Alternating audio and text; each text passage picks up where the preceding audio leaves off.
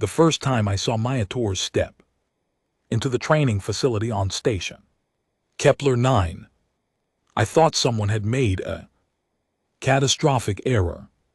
She looked like she'd been assembled from spare parts, too thin, too pale, with dark circles under her eyes that suggested she hadn't slept in a week. Her medical file said she was 23 standard years old. I'd seen corpses with more vitality. "You're kidding me," I muttered in. Brilliant, my mandibles clicking in disbelief. My assistant Cora tilted her head, played sympathetically. "That's the human exchange athlete, the one Earth sent for the galactic trials. That's not an athlete, that's a walking apology." But here's the thing about making assumptions: they have a delightful way of detonating in your face like a poorly maintained plasma core. Maya stood in the center of the facility, taking in the gravity simulators, the neural response chambers, and the endurance pods within.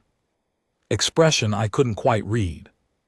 Humans were still relatively new to the galactic community, only 50 years since first contact, and their emotional displays remained somewhat mysterious too. Most of us. Her face was calm, almost blank, but her eyes moved constantly, cataloging everything.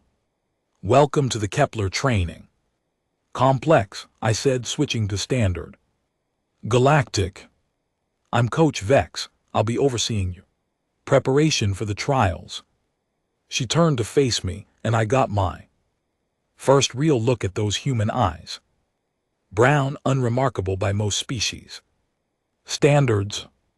But there was something behind them. Something that made my training instincts perk up, despite my initial disappointment.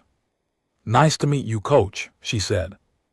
Her voice was rough, like someone who'd spent too much time screaming or not enough time speaking.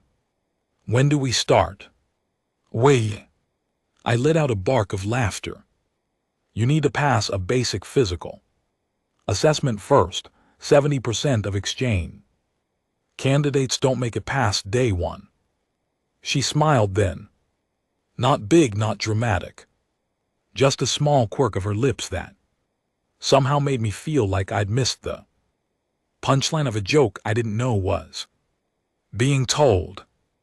"Okay," she said, "let's do the assessment."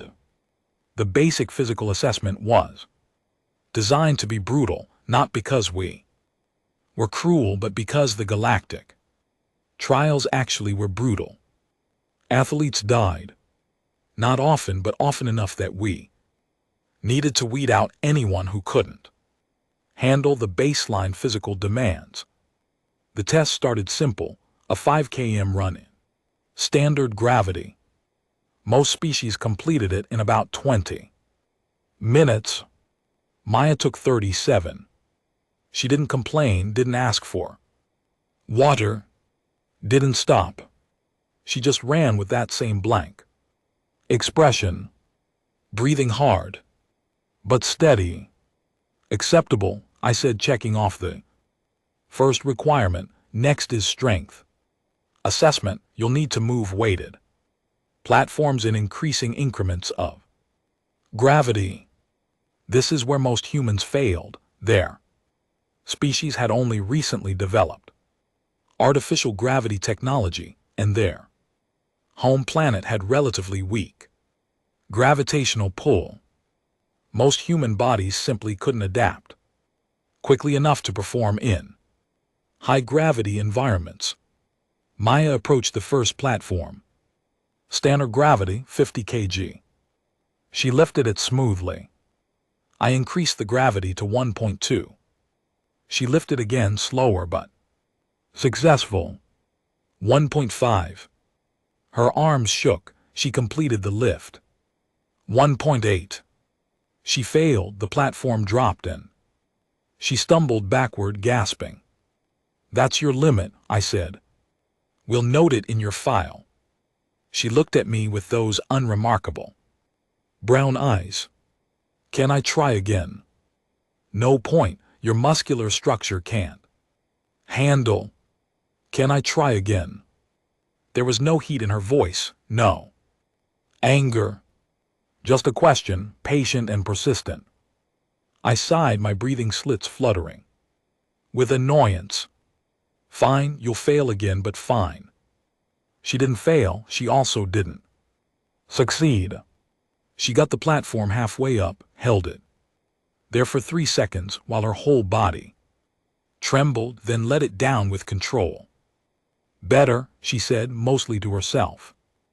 Over the next 3 hours, Maya failed every single combat simulation, struggled through the agility courses, and barely maintained consciousness during the high-altitude endurance trial. By every measurable standard, she was completely inadequate for galactic competition. But she never stopped smiling, that small, infuriating smile. You're done for today, I finally said. Report to medical for recovery. Treatment. What time do we start tomorrow? She asked. Dawn cycle, 7 standard hours. Can we start at 6? I stared at her. She was swaying slightly, her skin had taken on a grayish tint, and I was reasonably certain she was about to vomit or pass out, or both. Why would you want to start earlier? More time to train, she said simply. That night I pulled her full file from Earth's athletic database, Maya Tours. Former long-distance runner, cycling enthusiast, and amateur boxer, no major victories, no remarkable performances. Average in almost every category, but there was a note at the bottom, added by her previous coach. Maya has a peculiar quality. She doesn't seem to understand the concept of quitting. I've never seen her give up on anything, even when giving up was the logical choice.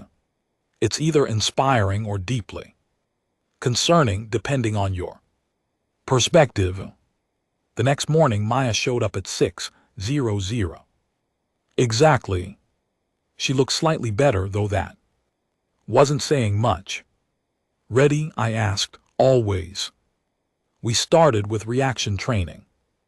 Athletes would face randomized obstacles and opponents in a virtual environment, testing their ability to respond to unpredictable threats. The system adapted to skill level, becoming progressively harder as competency increased. Maya lasted 40 seconds before getting virtually obliterated by a Krell battle dancer. Again, she said, 45 seconds the next time, then 38, then 51. You're not improving, I pointed out. Not yet, she agreed. We ran the simulation 17 times. By the end, she was lasting almost 2 minutes, still pathetic by galactic standards, but a significant improvement from where she'd started. Why do you keep smiling? I asked, genuinely curious now. You're failing. Repeatedly, catastrophically. She wiped sweat from her forehead, took a long drink of water, and looked at me with that maddening expression. Because I'm learning. Every failure teaches me something new. That's the stupidest thing I've ever heard. Probably, she said. Can we go again? Over the following weeks, something strange started happening. Maya didn't suddenly become good. That's not how this story goes. She remained objectively terrible at almost everything. Her strength barely improved, her speed stayed mediocre. Her combat skills were laughable, but her recovery time shortened. Her pain tolerance increased. Her strategic thinking sharpened. And she never, ever stopped showing up. Other coaches began to notice. Zara, who trained a Thexian berserker, Stopped by one afternoon to watch Maya run through an obstacle course designed for species with 6 limbs. Why is that human attempting the hexapod challenge? Zara asked. Because she asked to, I replied. Maya fell off the 3rd obstacle, landing hard on the padded floor. She got up, rubbed her shoulder, and started again. And GT, clears throat. And GT, she's going to hurt herself, Zara observed. She hurts herself every day. And you allow this? I flexed my mandibles in what humans might call a shrug. She's an adult, she makes her own choices. Maya fell again. And again. On the 7th attempt, she made it to the 5th obstacle. Before falling, she was smiling. Your human is broken, Zara concluded. I'm starting to think all humans are broken, I said, just in different ways. At the end of the 2nd month, we held a mock competition. Nothing official, just an opportunity for exchange athletes to test themselves against each other before the actual trials. There were 12 competitors from 8 different species. Maya came in last in every single event. But here's what the official results didn't show. In the endurance race, she finished 40 minutes after the second to last competitor. She could have stopped. Should have stopped. The medics were already packing up. But she completed the entire course, running alone through the final kilometers with no audience, no applause, no reason to continue except her own stubborn refusal to quit. In the combat tournament, she lost every match in the first round, but each match lasted longer than the previous one. She learned her opponent's patterns, adapted her strategies, forced them to work for their victories. In the strength competition, she lifted less than everyone else. But her form was perfect, her technique flawless. She extracted maximum efficiency from minimum capability. You should be devastated, I told her. Afterward, you lost everything. I didn't lose, she said. I learned where I need to improve. That's the same thing. Not to me.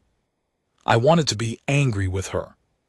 I wanted to shake her and make her understand that positive thinking and persistence weren't enough to overcome fundamental biological limitations. The galactic trials would crush her. She would embarrass herself, embarrass her planet, maybe even get seriously injured or killed. But that smile, that stupid, inexplicable smile. Tomorrow we're increasing your training intensity by 30%, I heard myself say. Great, Maya replied. Can we make it 40? 3 months before the trials, I made a decision that would probably get me fired. I contacted 6 coaches who trained the top competitors in Maya's events. I need a favor, I told them. I need your athletes to train with my human. They laughed, all of them. Vex, your human can barely complete basic drills. Why would my champion waste time? Because she'll make your champion better, I interrupted. How? I don't know yet, but she will. 4 of them hung up immediately. 2 agreed, mostly out of curiosity or pity. The first training session was with Kale, a Drexian speedster who was favored to win the sprint competitions. He was fast, arrogant, and completely unimpressed by the small human female who could barely keep up with his warm-up pace. This is pointless, he said after the first drill. Keep going, I ordered.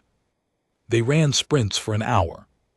Kale won every single one, usually by a significant margin. But Maya never stopped pushing. She didn't pace herself. She didn't save energy. Every sprint was maximum effort, even when she knew she couldn't win. On the 43rd sprint, Kale pulled up early, assuming victory was assured.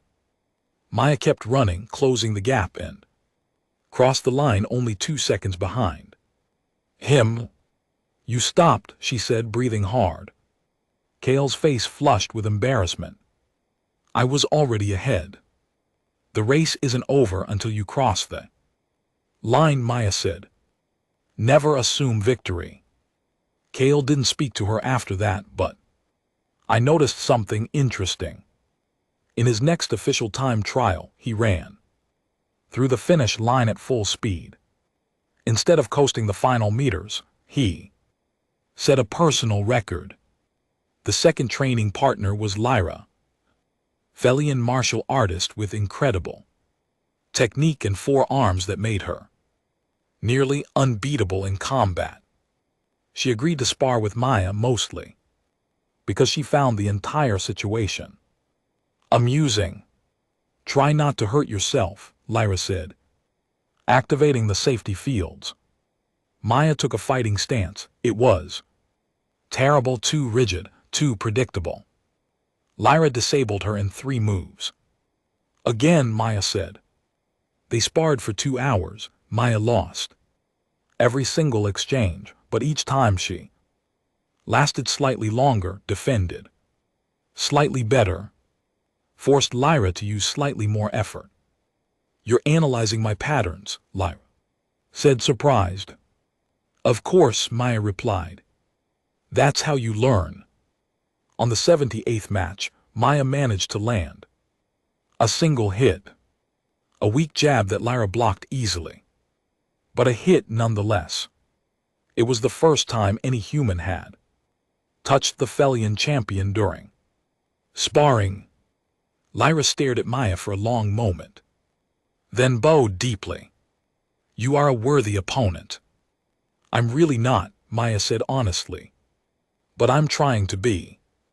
Word spread. Other athletes started asking if they could train with the human who couldn't win but wouldn't quit. My ridiculous, inadequate, impossible human who smiled through exhaustion and pain like it was all some kind of cosmic joke only she understood. 6 weeks before the trials, Maya collapsed during training. Complete physical shutdown. Her body simply stopped functioning and deposited her unceremoniously on the floor like a puppet with cut strings. The medical team stabilized her, but the diagnosis was clear: severe overtraining, multiple stress fractures, dangerous electrolyte imbalances, and early-stage organ strain. She needs at least 4 weeks of complete rest, the doctor said, maybe 6.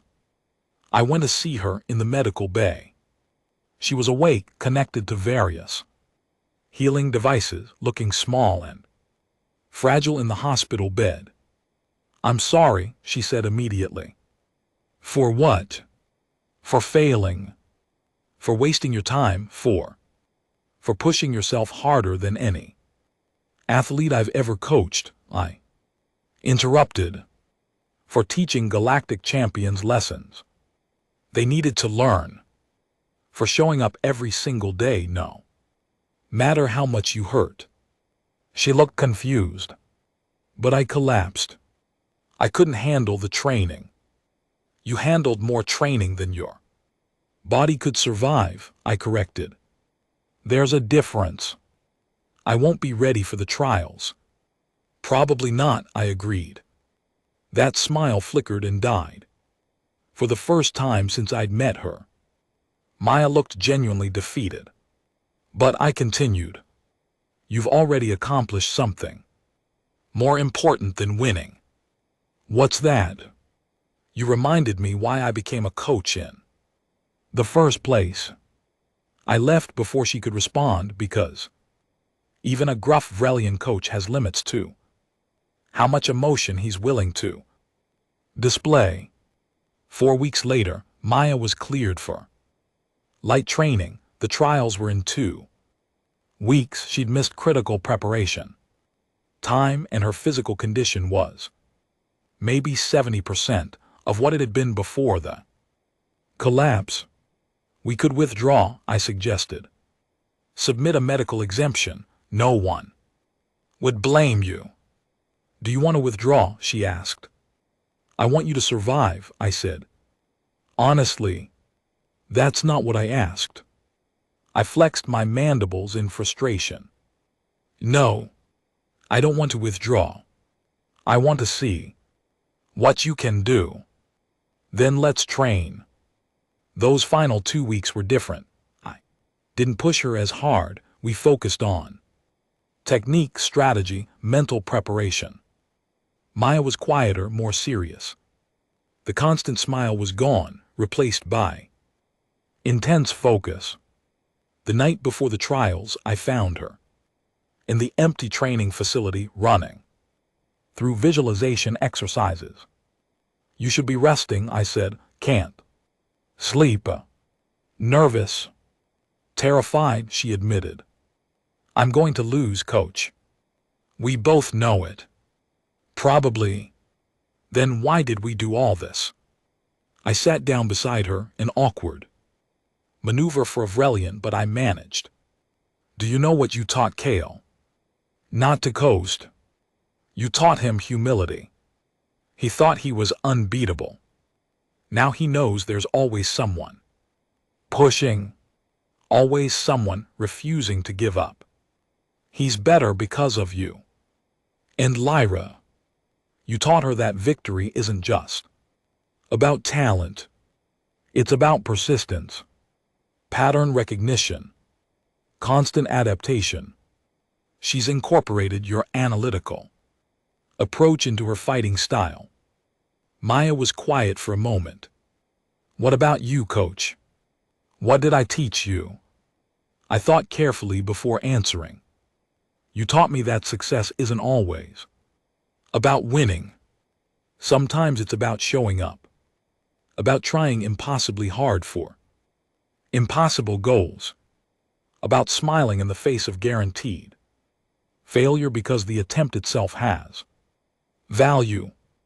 That's very philosophical for a sports coach. Blame the human, I said dryly.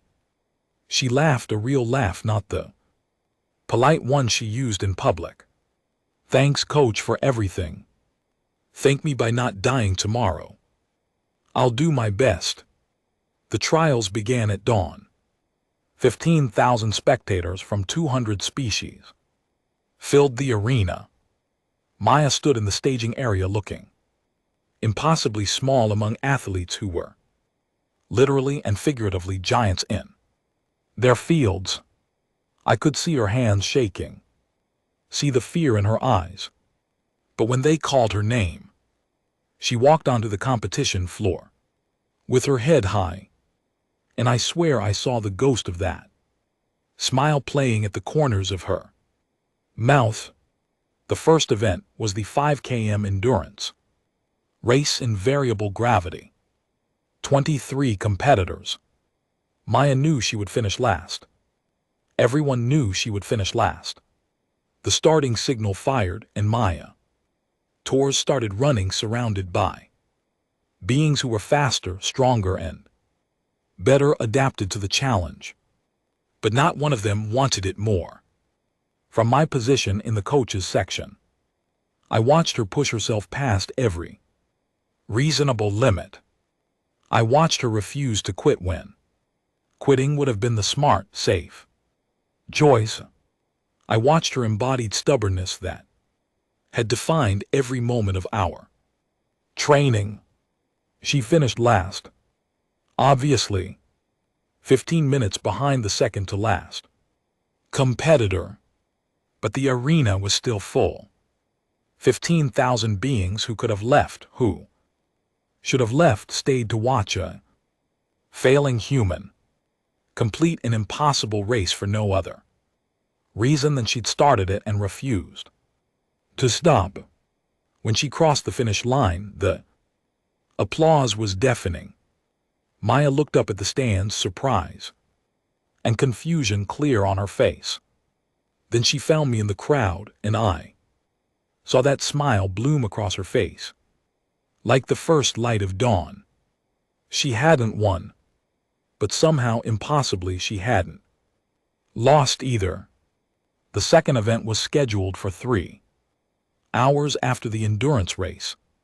Standard protocol included recovery time, medical checks, and strategic preparation. Most athletes use this period to rest, hydrate, and mentally prepare. Maya spent it vomiting behind the facility. Your body is rejecting the stress, medical attendant said, scanning her vitals with concern. Your cortisol levels are dangerously elevated. I recommend withdrawal from the remaining events. Noted, Maya said, wiping her mouth and standing up straight. What's next on the schedule? The attendant looked at me helplessly. I just gestured for them to continue the medical treatment. You're insane, I told Maya. Probably, she agreed, accepting a hydration pack. But I've come this far. The second event was the strength trial, and it was designed to be spectacular. Competitors would face increasingly difficult physical challenges in front of the crowd, demonstrating raw power and endurance. It was one of the most popular events because failures were dramatic and victories were explosive. Maya's first challenge was to lift a graduated weight series. The lightest started at 75 kg, well above what she'd managed in training. She approached the platform while the announcer read her statistics to the crowd. I noticed something odd. The usual polite applause was absent. Instead, there was an expectant hush, like everyone was holding their breath. Maya gripped the first weight, 75 kg in 1.3 gravity. Her arms trembled, her legs shook. Snorts. For a horrible moment I thought she'd fail immediately. Then she lifted it. Barely, messily. But she lifted it. The crowd erupted. 90 kg. She failed. Tried again. Failed. Third attempt. She got it. Halfway up, held it for 1 second, 2 seconds, 3 seconds. Set it down with control. The rules stated failure after 3 attempts. She should have been eliminated, but the judge, a stern Corthian with 0 tolerance for nonsense, looked at Maya's trembling form and said, Attempt 4. Authorized under exceptional determination clause. I'd never heard of an exceptional determination clause. I don't think it actually existed, but no one argued. Fourth attempt. Maya closed her eyes, took 3 deep breaths and lifted. The weight rose slowly. So slowly I could count individual seconds. 5, 6, 7. She locked her arms, full extension. Legal lift. The crowd lost their minds. Maya made it through 2 more weight classes before her body gave out completely. She placed 19th out of 23 competitors. By any objective measure, she'd failed again. But when she left the platform, 5 different athletes, including Kyle and Lyra, were waiting to shake her hand. You made us all look lazy, Kyle said, with a grin. That was incredible. I came in 19th, Maya pointed out. You lifted weights that should have been impossible for your species, Lyra countered. You earned every single kilogram. I watched this exchange with growing understanding. Something was happening here that transcended normal competition. Maya wasn't just participating. She was changing the entire atmosphere of the trials. The third event was combat simulation. This would be Maya's worst performance. By far. She had minimal fighting experience, limited reach, and her exhausted body was barely responsive after the first two events. Her first opponent was a Draxian grunt fighter named Tor, built like a mobile fortress with fists that could dent steel. The safety fields would prevent actual death, but pain was still very much on the menu. "I'll make this quick," Tor said, not unkindly. "You've already proven yourself. No shame in going down fast." Maya took her fighting stance, still terrible form, but slightly better than months ago. "Thanks for the consideration, but I'd like to try anyway." The match began. Tor moved in with a standard opening combination. Maya attempted to block, failed, and got hit so hard the safety field flashed red. She flew backward and crashed into the arena wall. Match concluded. The referee announced Tor advances. Maya stood up. Blood dripped from her nose. "That was one hit. That's all it takes," the referee said. "But I didn't surrender." The referee consulted the rulebook, looking increasingly flustered. Technically, Maya was correct. Competitors could continue until they verbally surrendered, suffered catastrophic injury, or the time limit expired. "You want to continue?" Tor asked, genuinely confused. "I want to learn what happens after the first hit," Maya said. They reset. The match continued. Tor hit her 4 more times. Each impact triggered the safety field. Each time Maya got back up. She never landed a single strike, never even came close to winning. But she studied Tor's movements with laser focus. On the 6th exchange, she almost dodged. Almost. The punch still connected, but with less force than before. "You're predicting my patterns," Tor said, surprised. "Trying to," Maya gasped, tasting copper. The match finally ended when the time limit expired. Maya lost by every possible metric, but Tor bowed to her afterward with genuine respect. "In my culture we have a saying," he told her. "The warrior who stands after falling is stronger than the warrior who never fell. You stood many times, small human. That takes courage." Maya couldn't respond because she was too busy trying not to pass out. I caught her as her legs gave out. "Medical bay," I ordered, supporting her. "Wait. How many events left?" she mumbled. 4. "But you're not competing in any of them." "Have to." "Maya, your body is shutting down. Again. I'm not watching you die for a competition you can't win." She looked at me with eyes that could barely focus. "Not trying to win, coach. Trying to finish." The medical team wanted to hospitalize her. I wanted to hospitalize her. Any reasonable being would have hospitalized her. But Maya signed a waiver, accepted a cocktail of emergency stimulants and pain suppressors that would let her continue, and walked back into the arena 4 hours later for the agility trials. I should have stopped her.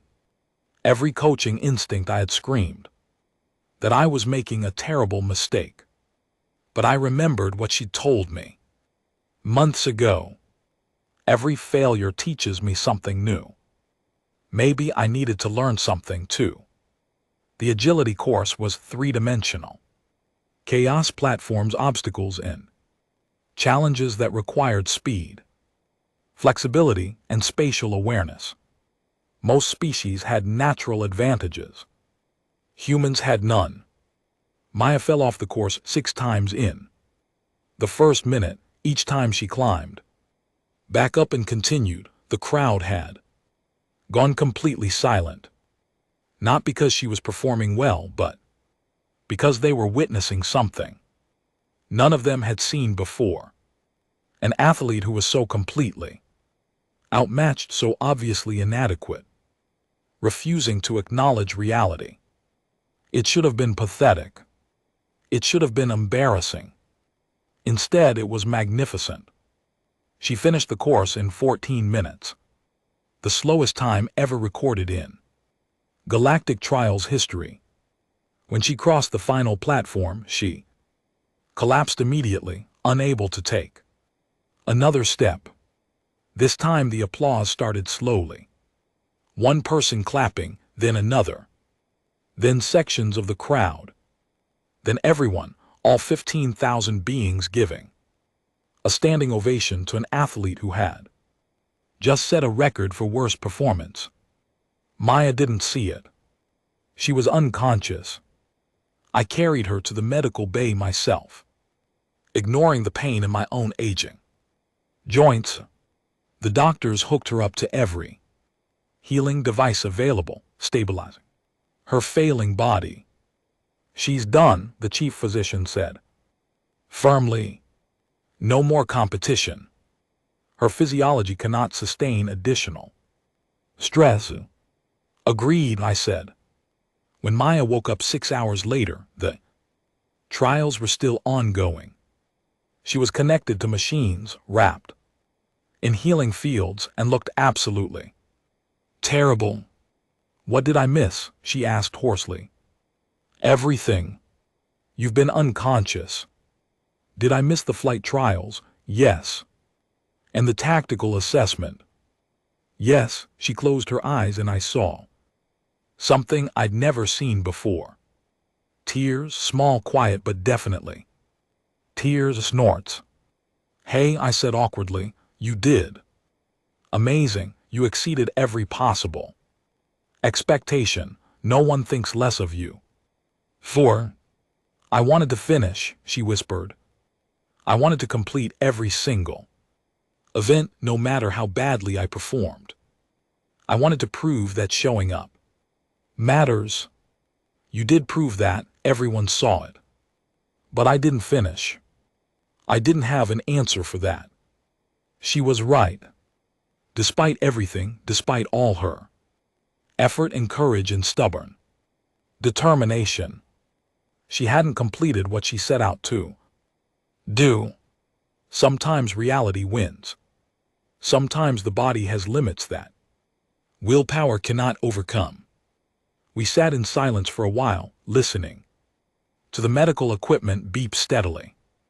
There's a closing ceremony tomorrow, I finally said. Athletes receive their rankings. There will be speeches. You should attend, so everyone can watch me officially finish last, so everyone can see that you competed in the galactic trials and survived. She thought about this. Will you be there? Of course. Okay. I'll go. The closing ceremony was held in the same arena where everything had begun. Athletes stood in ranked order, receiving medals, recognition, and glory. The winners were celebrated, the top performers were immortalized in galactic sports history. Maya stood at the very end of the line, position 247. Out of 247 competitors, dead last in every event she'd completed, failed to finish the remaining events. By any objective standard, the worst performance in trials history. When they called her name, something unexpected happened. The crowd's reaction was louder than for many of the medal winners. Not out of pity, but out of something else. Recognition, appreciation, respect. Maya walked to the center platform, limping slightly despite the medical treatments. The master of ceremonies, a dignified Valorian with more official titles than I could remember, looked down at her with an unreadable expression. Maya Tours of Earth, he announced. Formally, you have completed 3 of 7. Event, you achieved the lowest scores. In trials history, you failed to meet minimum qualifying standards in every measurable category. The crowd was completely silent. However, he continued, and I noticed he was no longer reading from the official script. You have also demonstrated qualities that transcend mere athletic performance. You have shown courage, determination, and an absolute refusal to surrender. Despite impossible odds, you have reminded us all why we compete, not merely to win but to test ourselves against our own limitations. He paused, then did something I'd never seen in 40 years of attending these trials. He removed his official medallion, the symbol of his office, and placed it around Maya's neck. This is not an official award, he said. This is a personal recognition from someone who has watched thousands of athletes compete. You may have finished last, Maya Tours, but you have earned something more valuable than victory. You have earned our respect. The crowd exploded, not polite applause, not ceremonial recognition, genuine, thunderous appreciation. Maya stood there, tears streaming down. Her face, holding the medallion like it was the most precious thing in the universe. Because maybe it was. After the ceremony, dozens of athletes approached her, champions, medal winners, record holders. Each one wanted to speak with the human who had finished last. You made me work harder, one said. You showed me that talent isn't everything, another admitted. You reminded me why I started competing in the first place, a third confessed. Kale found us in the crowd. I won my events, he said to Maya. 3 gold medals. But everyone's talking about you. Sorry, Maya said, laughing through tears. Don't be. You gave me the best competition I ever had, and we never even raced against each other. He held out his zoo hand. Thank you. Lyra appeared next, carrying her own collection of medals. I've been thinking about your approach, analyzing patterns, adapting constantly, refusing to accept defeat. I want to incorporate that into my teaching. Would you be willing to share your methods? My methods? Maya looked bewildered. I just tried really hard and failed a lot. Exactly, Lyra said. That's the method, pure stubborn persistence. It's more valuable than most beings realize. Later, sitting in the empty training facility one final time, Maya turned to me with a question. Coach, did I waste your time? I didn't win anything, didn't even place in the top 100. I considered this carefully. Let me tell you something about coaching. I've trained 17 galactic champions, athletes who won, set records, achieved glory. Know how many of them I actually remember? All of them. 3. The rest were talented beings who did exactly what their genetics and training predicted. They won because they were built to win. And the 3 you remember, they taught me something. They changed how I understood competition or effort, or what it means to push beyond limitations. I looked at her directly. You're number 4, Maya, and you'll be the one I remember most. Because I failed so spectacularly. Because you failed so beautifully. She smiled. That same small, infuriating smile I'd Seen on day 1. So, what happens now? Now you go home. You recover. You decide if you want to torture yourself with this insanity again. Will you train me if I do? Absolutely not, I said immediately. Her face fell. I'm retiring, I continued. But I'm recommending you for the Earth National Training Program. They need coaches who understand your species' unique approach to athletics. Turns out being stubborn and slightly crazy is a marketable skill. You want me to coach? I want you to teach other humans how to be like you, minus the medical emergencies. Preferably. That's. She paused, processing. That's actually a great idea. I know. I'm an excellent coach. We sat in comfortable silence, watching the training equipment power down for the night. Somewhere in the facility, other athletes were already preparing for next year's trials. The cycle continued. Coach Maya said quietly, "Yes. Thank you for not giving up on me." I flexed my mandibles in amusement. Giving up on you would have required you to stop first. That never seemed likely. She laughed. Fair point. 3 months later, I received a message from Earth. Maya had indeed joined their national training program, but not as a coach. As an athlete. She was preparing for next year's trials with the same insane determination she'd shown before. The message included a video. Maya running sprints in Earth's gravity, pushing herself to exhaustion, then getting up and running more. And smiling. Always smiling. At the bottom of the message was a single line. See you next year, coach. I'll try to finish last place faster this time. I watched the video 3 times, my mandibles clicking with something that might have been pride or might have been exasperation or might have been both.